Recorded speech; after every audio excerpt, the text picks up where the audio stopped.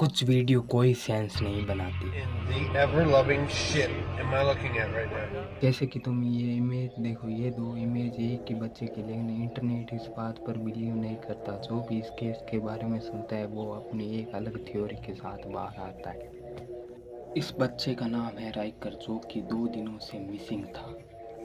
किसी को कोई आइडिया नहीं था वो कहाँ पर गया है। Is this a skinwalker on his roof? जब इस बच्चे की पूरी स्टोरी बाहर आती है तो कोई इस पर बिलीव ही नहीं करता। लोगों को तो कहना था ये हो ही नहीं सकता।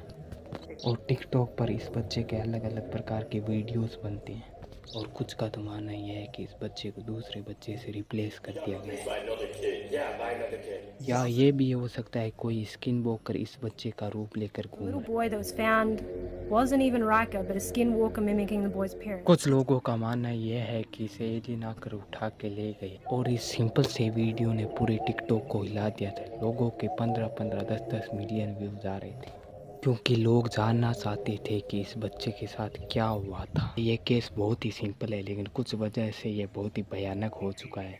तो हम इस केस के बारे में जानेंगे, आखिर इस बच्चे के साथ क्या हुआ था। राइकर अपने घर के बाहर फैमिली डॉग के साथ खेल रहा था। क्योंकि राइकर एक 3 साल का बच्चा था, इसलिए उसके डैड भी उस पर नज़र रख रहे, और राइकर जिधर भी दौड़ता उसका फैमिली डॉग उसे फॉलो करता। इसके साथ राइकर को अलग अलग टाइप के बग ढूंढने का भी शौक था। इस कारण वह पेड़ों के पत्ते और पत्थरों के नीचे बग ढूंढता और उन्हें देखकर बहुत ही खुश होता। ऐसे ही एक दिन राइकर अपने डॉग के साथ खेल रहा था, और उनके डैड दूर से नज़र रख रहे थे, लेकिन कुछ काम होने की वजह से वह घर के अंदर जाता है, और वो उस टाइम अपने डॉग के साथ अकेला था।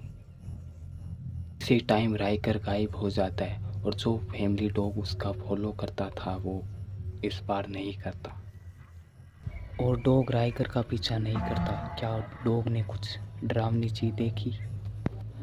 अब राइकर की फैमिली उसे आस पड़ोस में ढूंढने लगती है।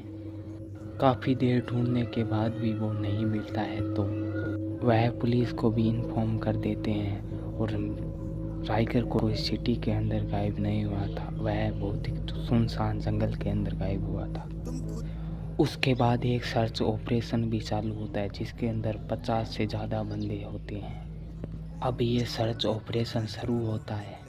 हर एक कोशिश करने के बाद भी राइकर नहीं मिलता है। अगले दिन सुबह से ही राइकर को ढूंढने का काम चालू हो जाता है।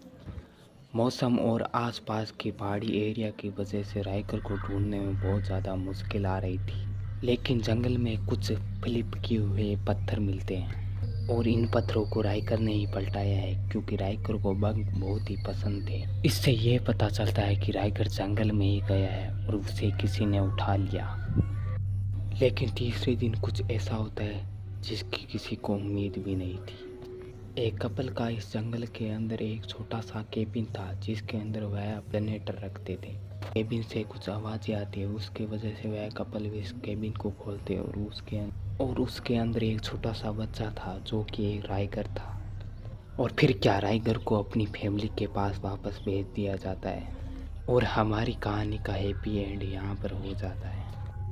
अगर हैप्पी एंड यहीं पर हो जाता तो मैं इस केस को कवर ही नहीं करता। Because I don't understand how he survived this whole time on his own. Rigor की न्यूज़ जैसे ही बाहर आती है तो न्यूज़ के साथ एक फ़ोटो को अटैच किया जाता है, जिसमें वह बिफोर वर्सेज आफ्टर की फ़ोटो होती है, और इस फ़ोटो के अंदर राइगर का चेहरा बहुत ही बदला हुआ दिखाई देता They है, claimed that his head shape was different, his eyes changed, and his nose was not the same. और काफ़ी लोगों को तो ये चेहरा बहुत ही डरावना लगता है।